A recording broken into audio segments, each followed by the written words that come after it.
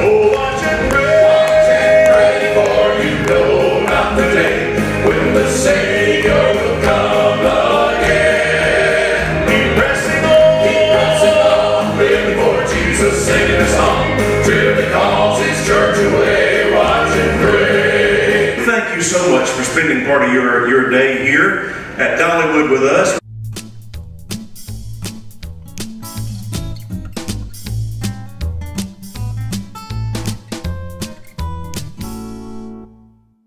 Our guest this morning on Conversations with Paul Brown is an old friend, Chuck Lowe. He's a local CPA here in Anderson, and he's also with the Carolina Boys, and we're going to talk a little Southern gospel music. For those that may not be familiar with you, Chuck, give me a synopsis of the early Chuck Lowe history. All right. I was born here in Anderson, 1970, so I'm 47 years old. I grew up here, and my parents have always lived in Anderson, and I started singing when I was about 5 years old. Do you remember what prompted you? I mean, did your folks push you? Did you just like it? We listened to music all the time. Bill Gaither Trio, different other things, but Elvis, of course, was always playing in our house, and I just started singing along. When it came time to choose a college, was there ever any question as to where you were going to go and what you were going to do? Not really. I mean, I put a couple of applications into other schools and actually got accepted to Georgia, but Clemson was always at the top of the list. And what about for an occupation? When you went there, was this what you had in mind, to follow in your dad's footsteps? It was, although I didn't know at that time if I would stay with it. And then after I got involved and started enjoying it, and I realized that I was cut out for this. There was a time in your maturation when you were coming along in your singing career that you did an impersonation of Elvis that a lot of people thought was spot on. I remember when you were down at the farmer's market or something. Right. I mean, you had that crowd just eating out of the palm of your hand. How did that start? When my father-in-law, Bob Markerill, was going to retire from Concord Baptist Church, they had a get-together in the fellowship hall for a lot of his friends. And so as a joke, I went and rented an Elvis costume and came in and sang I Did It My Way, tongue-in-cheek. Well, people went crazy, and the phone calls started coming. So I had to go have some suits made, and I did that for about 4 years, I guess. But never in your wildest dream did a joke in your mind think that I can turn this into... No, but when I was younger, I thought if I could ever do that, I'd have it made. Because I thought in my mind, I can do that. Well, you could. You did. I got the video to prove it. I know you do. But that was a departure for you. But I guess in reality, it was really a lot of fun. It was. It started out being fun, and then as it really began to take a toll on my voice, singing that hard for that long. And if you're not careful, you'll lose part of it. And I didn't want to do that. Yeah. I knew that was not why God gave me this voice. Yeah. And so I moved away from it. In doing that, which of his songs did you enjoy the most, and which did you get the best crowd reaction from? The best crowd reaction always is American Trilogy. It's very emotional, and it strikes a chord with the patriotic part of people. It's also got a spiritual side to it. So it was a lot of fun to do. It's a very demanding song because the range is from low to high. Yeah. And but it always got the best response. The last show you ever did? Yes, sir. Was for your Thanksgiving Christmas party. It was Thankmas when the folks came in for Christmas and Thanksgiving. That's right.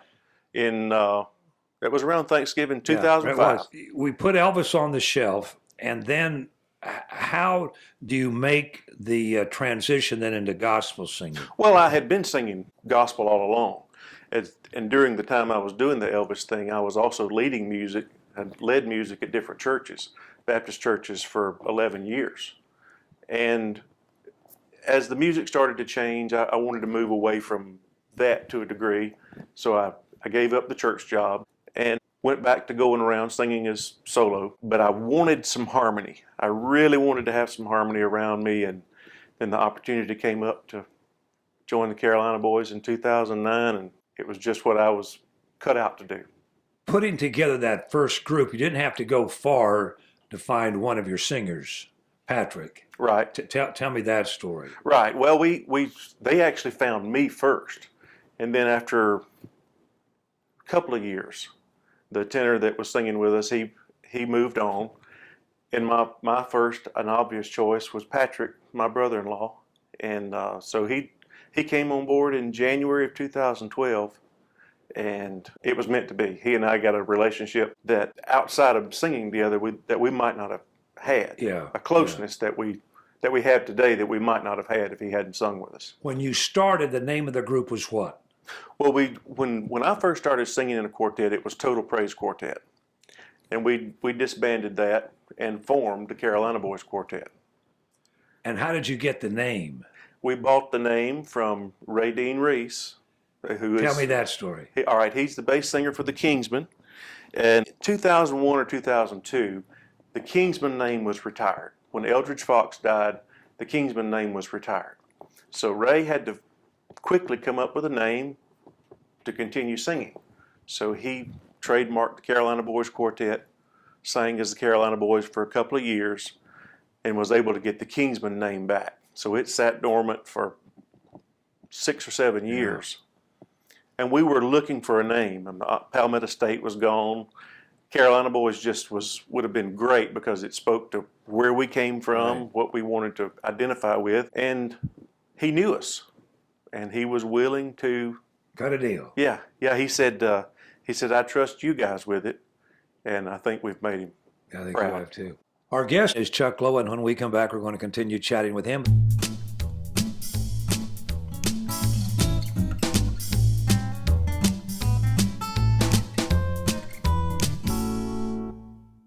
You're kind of a historian, Chuck, of Southern gospel music, and it's not unusual for groups over the years to change memberships. No, not at all. But there have been a couple that have basically maintained a large percentage of the group for decades. Right. Of those, which do you enjoy the most of those longtime groups? I enjoy Mark Trammell Quartet. And Mark's been with everybody. He has. Mark's a super guy. He really is. Mark's a Yeah. genuine, and he's fun to be around. Yeah. He's an enjoyable person. I love Greater Vision. Those guys are rock solid. Triumphant Quartet, they're rock solid. And I have a lot of friends in the business that you get to know on a different level, and you learn things about these people. So there are a lot of people that I respect in Southern Gospel. Do we have more family groups than ever before?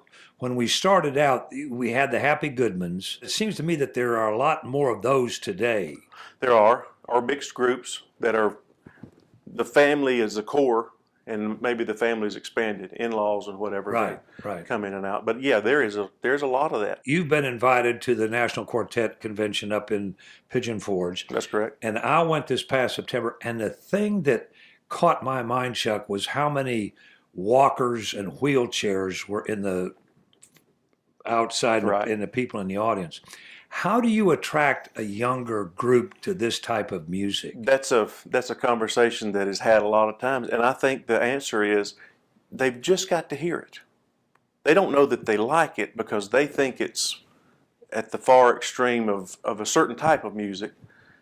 But if they listen to it, we got a lot of young people that love what we do because they've been exposed to it and they hear that we're not old style. It's when what we do is we're traditional, but we're not stuck in not necessarily that the past is bad, but we're not stuck there. Right.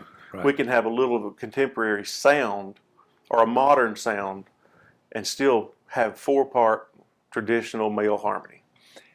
How excited was it when the group a couple years ago was selected as the traditional, the new, what would New traditional Quartet of the Year? It was great.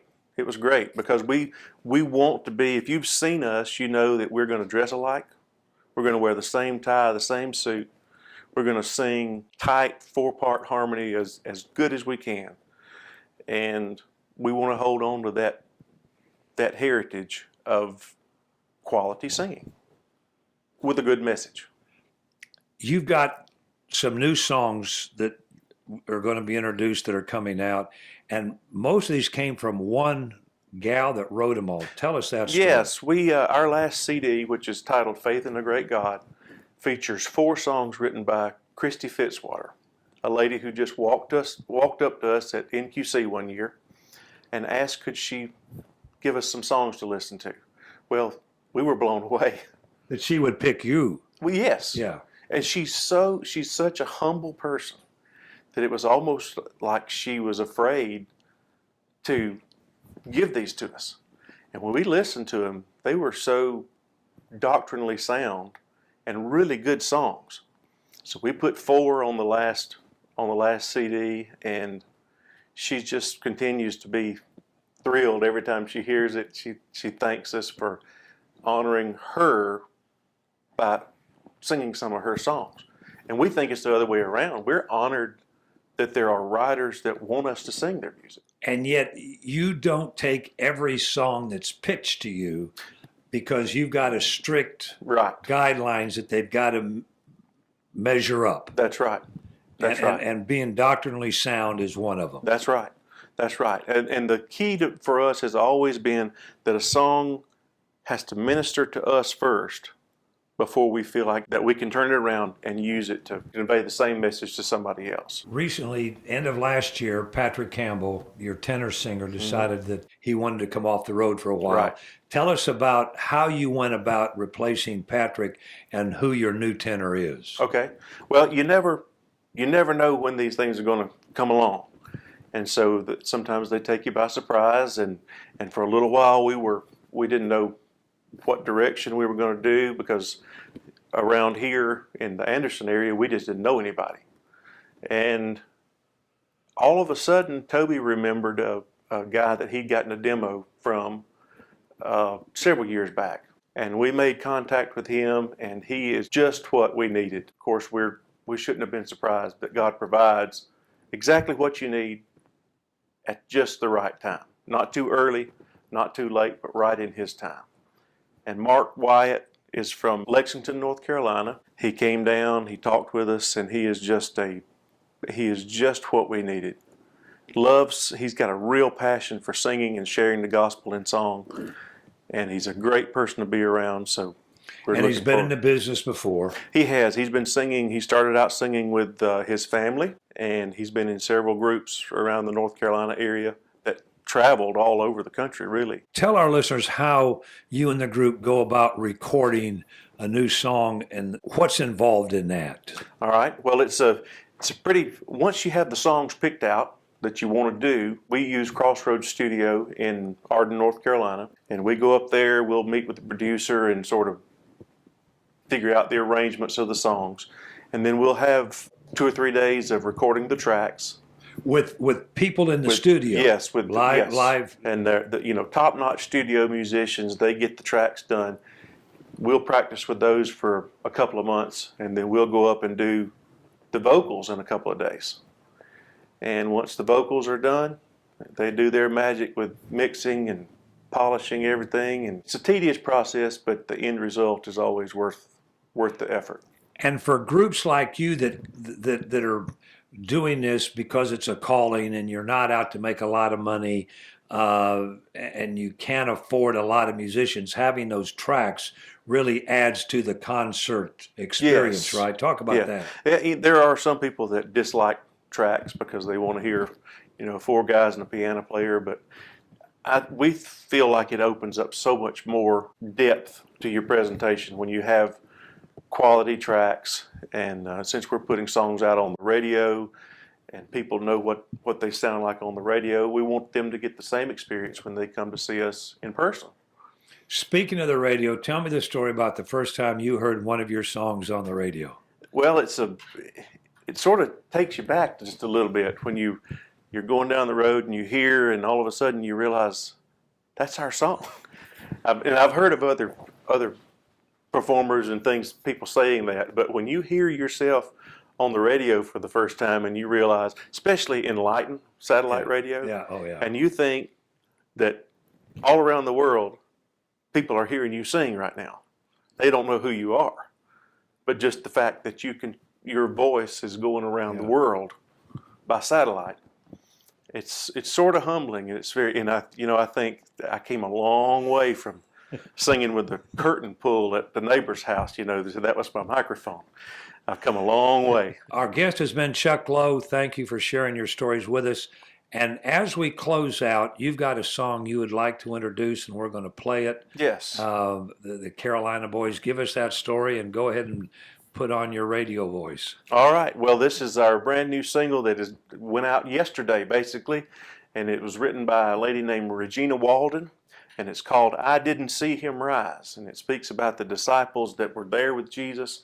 All of a sudden, their world was crushed because Jesus was crucified. But then, a few days later, they realized that he had risen.